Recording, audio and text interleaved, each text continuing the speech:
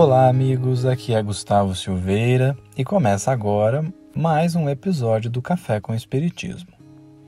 O nosso assunto de hoje é uma das obsessões mais graves dentre as catalogadas por Kardec. Estamos falando da fascinação. Alguém que esteja passando por esse processo sofre de uma grande perturbação, porque fica cego aos equívocos que esteja cometendo sob a influência do espírito malfeitor.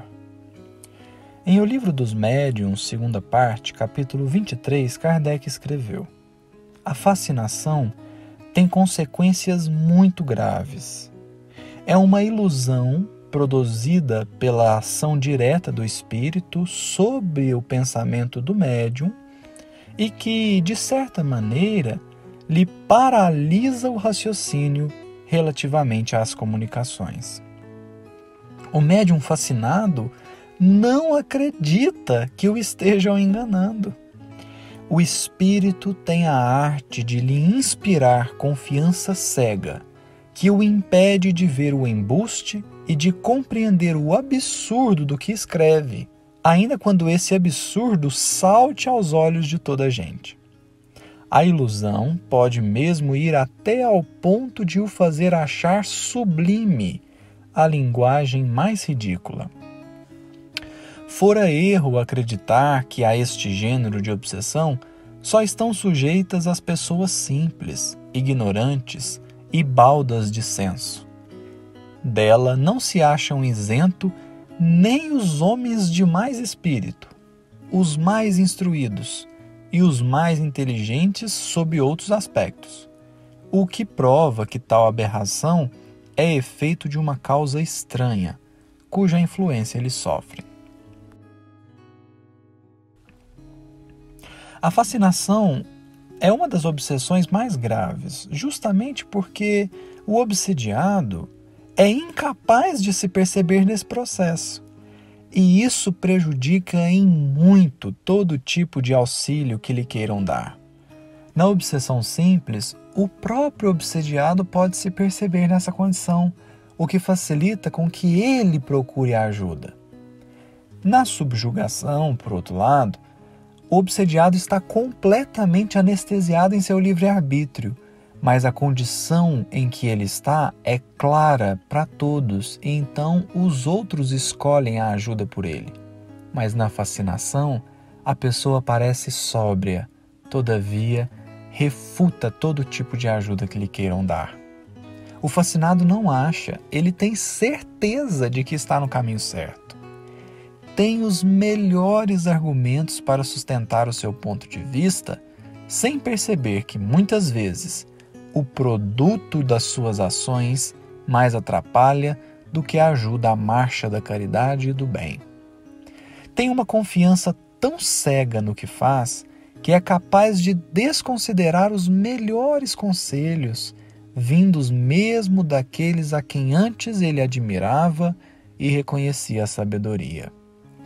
Mas a questão essencial aqui é perceber que a brecha para o processo de fascinação é quando nós alimentamos algo que nós adoramos fazer ou nós alimentamos um sentimento que nós adoramos sentir e que pelo excesso nos distancia do bem e do amor ao próximo. Nenhum espírito conseguirá nos fascinar por algo do qual não temos interesse. Não. É justamente por termos um interesse apaixonado em determinado assunto que um espírito consegue nos limitar a visão, insuflando todo tipo de argumento para que continuemos naquele caminho, aumentando sempre a intensidade. A questão fica um pouco mais delicada quando consideramos que, em alguns casos, de fato as pessoas à nossa volta podem estar equivocadas e nós estarmos certos.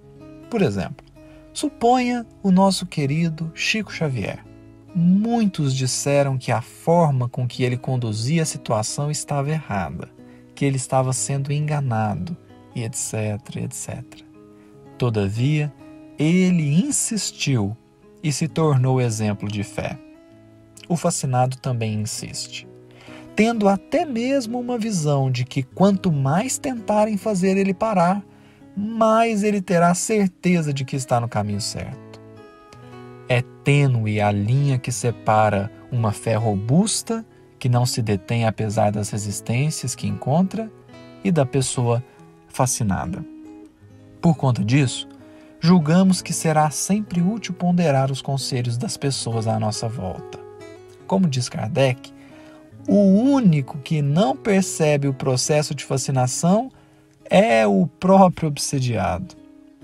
Por isso, o espírito tenta afastá-lo de todos quantos lhe possam abrir os olhos.